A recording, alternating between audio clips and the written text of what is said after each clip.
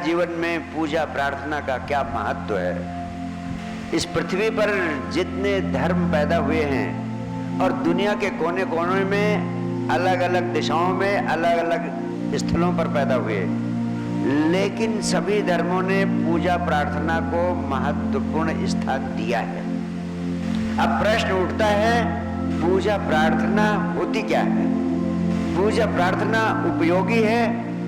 अगर पूजा प्रार्थना करने का मर्म, करने का विज्ञान आपको पता है, अगर पूजा प्रार्थना का मर्म पता नहीं है, पूजा प्रार्थना का उद्देश्य पता नहीं है, पूजा प्रार्थना का विज्ञान पता नहीं है, तो पूजा प्रार्थना के नाम पर जो आप करते हैं वो अर्थहीन है।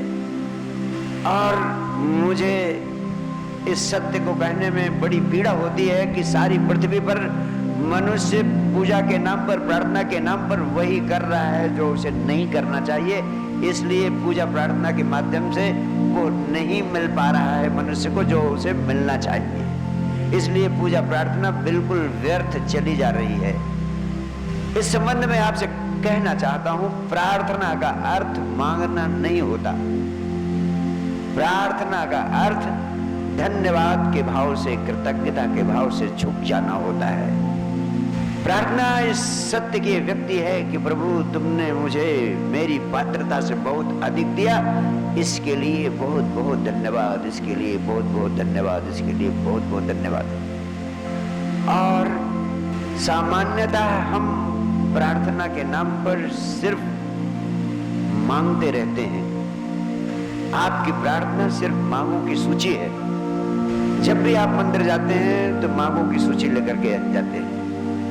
ये भी नहीं दिया, ये भी नहीं दिया, ये भी नहीं दिया, ये भी नहीं दिया, ये भी दे दो, ये भी दे दो, ये भी दे दो, ये भी दे दो। और तुम्हारी प्रार्थनाओं का सार, हे प्रभु तुम दाता मैं दीन, तुम देने वाले हो और मैं तो दीन हूं, दरिद्र हूं। इससे बड़ी अपंग स्थिति क्या होगी?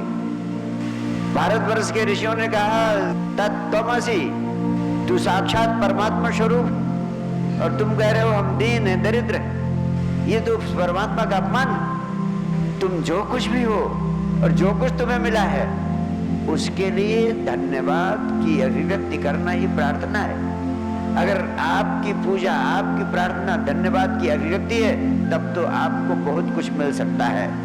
फिर तो कुछ ऐसा है ही नहीं जो आपको मिल न जाए इस पृथ्वी पर, क्योंकि देना आ गया आपको। जिसने सब कुछ दिया है उसके चरणों में आपने धन्यवाद अर्पित किया, कृतज्ञता का भाव अर्पित किया, अनुभव किया उस महादान का जो उसने तुम्हें उपलब्ध कराया है। यही पूजा हो गई आपकी, यही प्रार्थना हो गई आपकी। इसके लिए अलग से बैठकर कुछ तोता रटंत करने की जरूरत नहीं है। लेकिन आप बैठे हैं, पाठ किए जा रहे हैं ग्रंथों का और सोच रहे हैं कि प्रार्थना हो गई।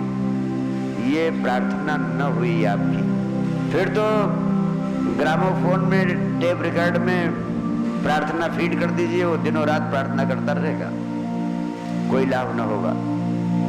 मांगने का अर्थ होता है शिकायत करना कि तुमने मुझे ये भी नहीं दिया, ये भी नहीं दिया, ये भी नहीं दिया। और सोचो, कोई व्यक्ति निरंतर तुम्हारे पास आए और शिकायत करे कि तुमने मुझे ये भी नहीं दिया। आपका नौकर ही है घर का, रोज आए और रोज कहे कि आपने मुझे ये भी नहीं दिया, ये भी नहीं दिया, ये भी नहीं दिया। एक दिन कहे, 2 दिन कहे, 3 दिन कहे, 4 दिन कहे, 5 दिन कहे, उसके बाद आप क्या कहेंगे उससे? उसकी इस प्रार्थना से आप खुश हो जाएंगे? निश्चित रूप से अगर रोज रोज वो मांग ही कर रहा है, शिकायत ही कर रहा है, तो आप कहोगे कि आज के बाद गेट आउट, अब दिखाई मत पड़ना, नहीं तो 100 जूते पड़ेंगे तुम्हारे ऊपर। लेकिन तुम परमात्मा के मंदिर में जाते हो, अपनी पूजा में बैठते हो, री री री री री री मांगों की सूची तो रखते हो, तो तुम्हारी प्रार्थना है क्या इसके अलावा? और वो कितना दयालु है कि तुम्हारी तरफ उत्तेजित होकर तुम्हें गेट आउट नहीं करता है, तब भी झेल रहा है, तुम्हें संभाले हुए है। तुम नहीं झेल पाओगे किसी दूसरे को, लेकिन तुम्हारी सारी प्रार्थनाएं चल रही हैं। मंदिर, मस्जिद, गुरुद्वारों में यही प्रार्थनाएं चल रही हैं। इसीलिए इतनी सारी प्रार्थनाओं के चलते हुए भी पृथ्वी पर सुख, शांति, आनंद की वर्षा नहीं हो रही है। नहीं तो सुबह शाम देखिए मंदिर, मस्जिद, गुरुद्वारे, सारे देवालयों में, गिरजाघरों में इतनी सारी प्रार्थनाएं चल रही हैं, लेकिन मनुष्य के जीवन में अशांति, तनाव, उपद्रव निरंतर बढ़ता जा रहा है। क्यों? क्योंकि प्रार्थना का उल्टा कर रहे हो प्रार्थना के नाम पर, पूजा का उल्टा कर रहे हो पूजा के नाम पर। मांगने का अर्थ यह भी होता है कि तुम्हें पता नहीं है कि परमात्मा अंतर्यामी है।